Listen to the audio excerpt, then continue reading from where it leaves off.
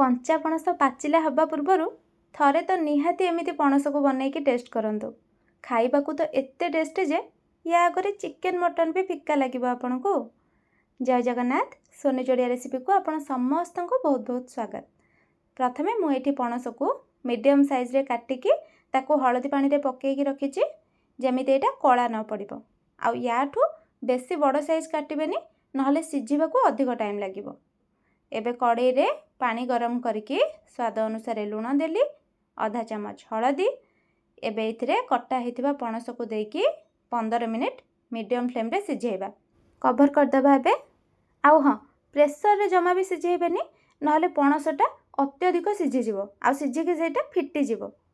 एबे देखंतु 15 मिनिट हे गलानी। चेक करिबा। देखंतु पणसटा हल्का टिके कंचा अछि, बस एतिकी ही दरकार। गैस ऑफ करदेबा। एबे याठू बेसी सिझेइबेनी कहीं आग को आमको पणसटा फ्राए करिबार अछि, तो सेथिरे एटा रेस्ट सिझिजिवो। एबे पणस को छाणिकी गोटे जगह को काढ़ी देबा।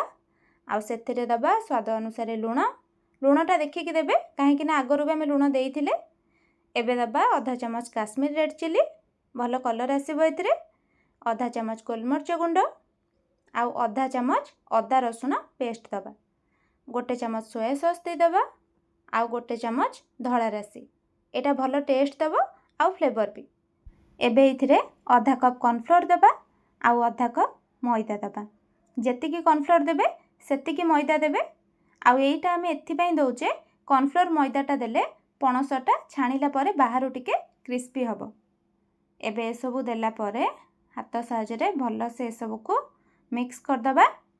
आउ मिक्स कला बेले देखिबे एटा टिके सुखिला लागिबो, तो अल्प टिके हाथ रे एमिति पानी नेकी छिंची देबे आ ताको आउ थरे भल से मिक्स कर देबे जेमिति पणस रे कॉर्नफ्लोर रो कोटिंगटा भल से लागि जिवो। आउ एथिरे बेसी कॉर्नफ्लोर कि बेसी मैदा दे देबेनी नहले पणस रो टेस्टटा भल आसीबोनी। देखंतु एमिति हल्का टिके बास कोटिंग हेतिबो पणस रे, एतिकी ही देबे। एबे तेल गरम करके पणस को गोटा गोटा करके छाणिबा। गैस रो फ्लेम मीडियम टू हाई रखिथिबे, बेसी स्लो करिवेनी नहले एटा तेल अधिक भिड़िबो।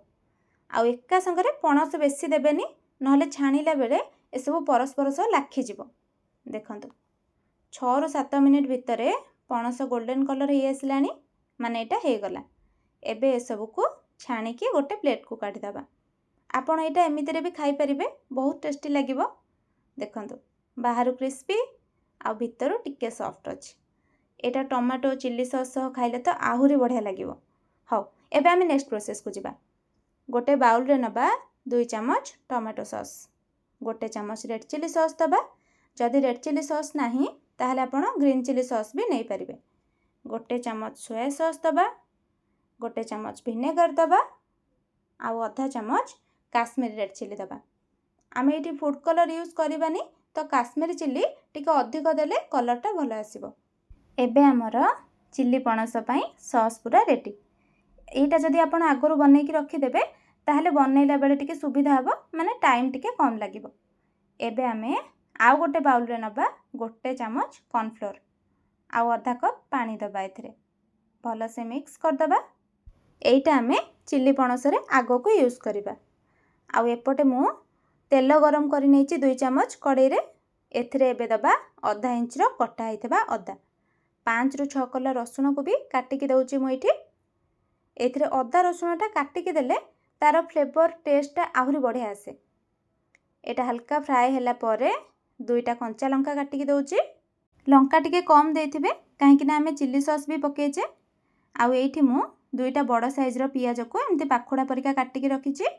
आउ 2टा कैप्सिकम को भी स्क्वायर शेप रे काटिकी रखिची। प्रथमे आमे पियाज को दे दबा आउ 10 सेकेंड हाई फ्लेम रे फ्राए कला परे कैप्सिकमटा भी दे दबा। आउ पियाज कैप्सिकम रो क्वांटिटी टिके अधिका नैथिबे, टेस्टटा बढ़िया आसीबो। आउ हाँ, ए सब को बेसी भाजिबेनी, टिके हल्का कंचा रहिबो। एटा माने गोटे मिनिट हाई फ्लेम रे भाजिबे, सेतिकी यथेष्ट। एबे आमे एथिरे सॉस दे दबा जोटा आमे बनैकी रखिथिले।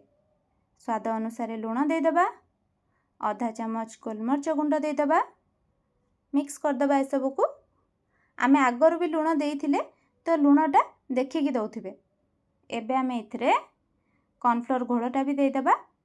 एटा देले ଚିଲି ପଣସଟା ବେଶୀ ଶୁଖିଲା ହେବନି, ମାନେ ଟିକେ ଲଟପଟିଆ ରହିବ।